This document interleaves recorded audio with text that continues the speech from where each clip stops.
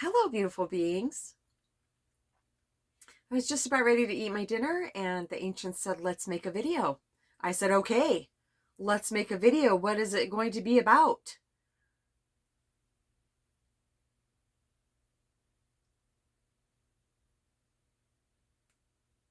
Really?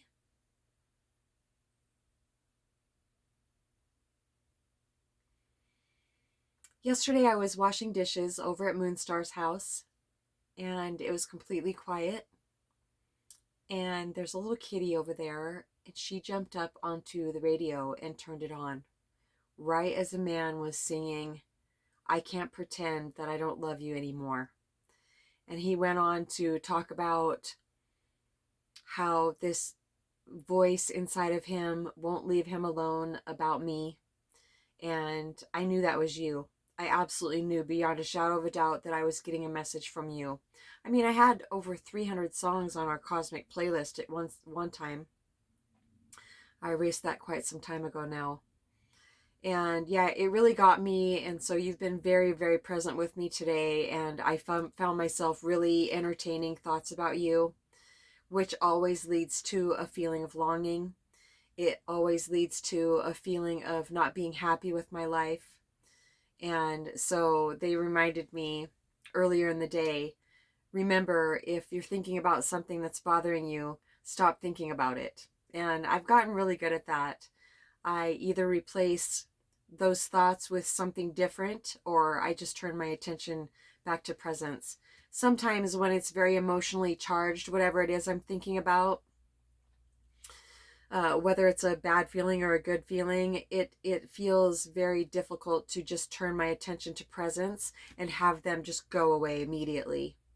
So it really does help to think about something else for a while. So that's right. And they're also saying today I was able to release resistance around the thoughts about you because I just accepted that they were there. And that really just releases the grip. So, but I know you watch my videos, and I know that you haven't been able to shake me either. I don't know how good you have gotten with it, any of it. I personally don't feel like, I feel like you're in a lot more pain than I am these days, because I feel like you still basically just resist. You just resist me and our connection. Dolores Cannon, I was listening to her a couple weeks ago, and she was talking about manifesting. And she said, you can have anything you want as long as it doesn't hurt another person or take something away from another person. And this whole twin flame lesson for me, for years, I felt 100% justified with hurting another person and taking you away from her. But that's not who I am. That's not the beautiful being that I am. That was my persona. That was my ego. And although I still do want to be together on the physical plane, it is 100% up to the divine. And now I feel that it has been for my highest good for us not to be together so far. Because, well, for a lot of reasons that I will maybe never know or never see, but my faith in the divine is so much stronger than anything that I may desire now. And I would not have grown as much as I have if we would have been together. No, I absolutely would not have. I would not be as strong as I am today, and as peaceful either, they're saying, because our union has forced me to let go at such a deep level, deeper than I ever thought possible. So I'm very, very grateful for it. But I don't know if I will ever 100% be able to release the desire to want to be with you, though, because when we were around each other, it was just so much fun. We just laughed and laughed and laughed and laughed. And even when things were serious, it felt easy. I always felt like I could just be myself around you. And I've just shed so much of that personal identity of when we were around each other. I feel like a completely different person. I feel so much more calm than I used to. And I don't cry as much either. There's nothing, absolutely nothing wrong with crying, but I just feel very balanced with that, with emotions. And even if you did contact me, I've definitely brought that to the divine a lot, and basically begged to be able to remain very calm and not to get too excited or anything about it. Just stay incredibly present. They're saying just very, very present with all of it, and continue to be the observer. So who knows? Maybe it will, maybe it won't. I don't need to even really wonder anymore. I just want to stay peaceful.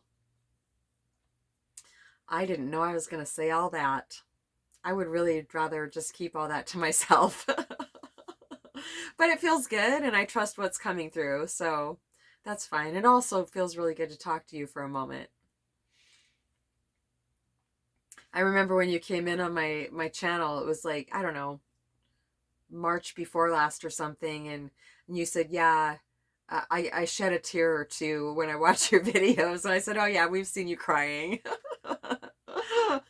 Like full on bawling. I bet you never knew you'd cry this much in your whole life. And, I have felt bad for you in a way, because you thought that, you really, really thought that you had the absolute perfect union with who you're with. If you're still together, I don't even know. I don't know any of that. But it feels like our bond has tainted that in a way. And that's okay though, because the divine doesn't ever want us to feel like anything on this earth plane is the end all be all. Yeah, it's better to love with an open hand and a looser grip. Because really, when we are with a person maybe that we feel like is the perfect person for us, it's that other person is oftentimes feeding our egoic identity, the one that the divine is trying to prune away. Yeah, that was beautiful. Thank you, ancients. Is that all we want to talk about? Oh, yes. Hello, soul sister. Thank you so much for subscribing to my channel. There's this beautiful being that I have been friends with on Facebook for many years now. She's a family member through marriage, and we met on Facebook and just hit it off, and she's definitely part of my soul tribe. And so we got to converse last night, and she was talking about the benefits of marijuana. And I was just like, yes, absolutely. I agree. I'm not telling anybody not to smoke marijuana, and I'm not telling anybody that they should smoke marijuana. For me, it has been part of my life lessons to I have needed to let go of any addiction that I have. And I would still be smoking marijuana if I could just smoke it in the evening, like, after 5 o'clock or something like that. But I tried doing that for 10 years, and I just can't do it, because my persona that's being pruned away is very addictive, has very addictive tendencies. And when I do something and it makes me feel really good, why wouldn't I do it all day, every day? And the last couple times that I've started smoking again, specifically the last 2 times, I went into it absolutely knowing that I would be able to control my smoking. That I was so excited to smoke again, because I knew that I was only going to smoke in the evening. And also that even on my days off, I would not smoke during the day. I was only ever going to smoke in the evening, because for me that would be amazing to be able to do that. But guess what? No. Okay, it wasn't even within days. I always ended up smoking for the first time again in the evening. And then from then on, for however many months that I was off and running, 8, 9 months before I quit again, years even before I would quit again, I was smoking every day, all day long. And my mind was just like, so much more mental activity for me, because I'm thinking, no, I'm not going to smoke this morning. I feel fine. I'm just going to go to work, and then the mind, it's this ping pong. It's all in the mind, and it's saying, "Oh, but you'd feel so much better if you did." So I would get my dry herb vaporizer together, and my grinder, my beautiful purple grinder I had to grind my marijuana, and I would like put that in a couple Ziploc baggies so you couldn't smell it. Oh yeah, there's things from the dispensary also. There's these bags that you can seal so you can't smell it. And so I would bring it to work with me, and I would get to work. I clean houses. Vacation rentals specifically is where I would smoke, or if I was going to somebody's house, I would stop before I got there alongside the road somewhere, and I would do it. I would smoke, and it would help me interact with people better if I was cleaning a residential house, and I knew that the owner was going to be there, which I don't like at all. It made it easier to deal with feeling their energy. Wow. And I literally could not smoke during the day.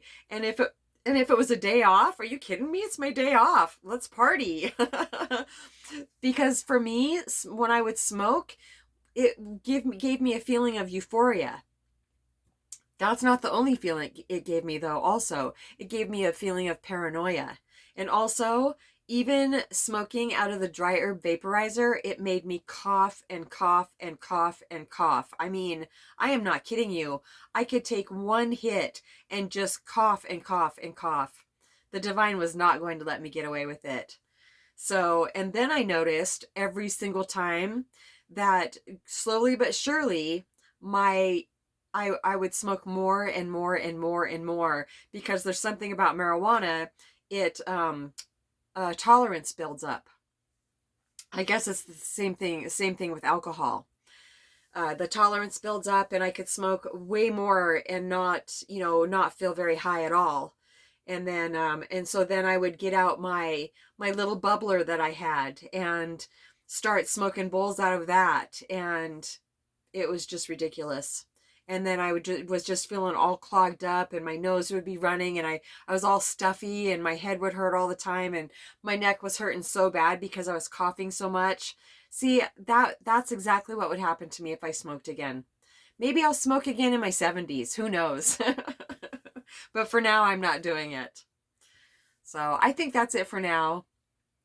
Is that it for now, ancients? If you would like to hold satsang with the ancients and myself, satsangwithmamaji@gmail.com. And if you would like to know what satsang is, what that looks like at all, it looks like sending us an email and saying, I feel really stuck in this area of my life.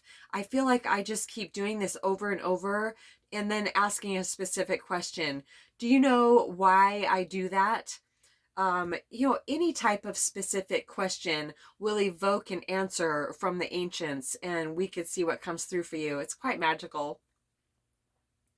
Yes, it's not me just saying, oh, I think that you should do this. No, it's me getting very present and no thoughts at all after I've heard the question, and then it evokes an answer. And if we are on the phone and we're having a conversation, the ancients are right there the whole time. They're always with me. The ancients are right there the whole time, and I will say to you as we're speaking, oh, and the ancients are saying, and they just keep interjecting as we're having our conversation. And slowly but surely, it shifts the other person's perspective, and they're seeing things differently than they did before we started our conversation. That's satsang in a nutshell. And what that whole process leads to is being able to access presence, our own true nature, getting rid of all the useless thinking and the habitual ways of thinking.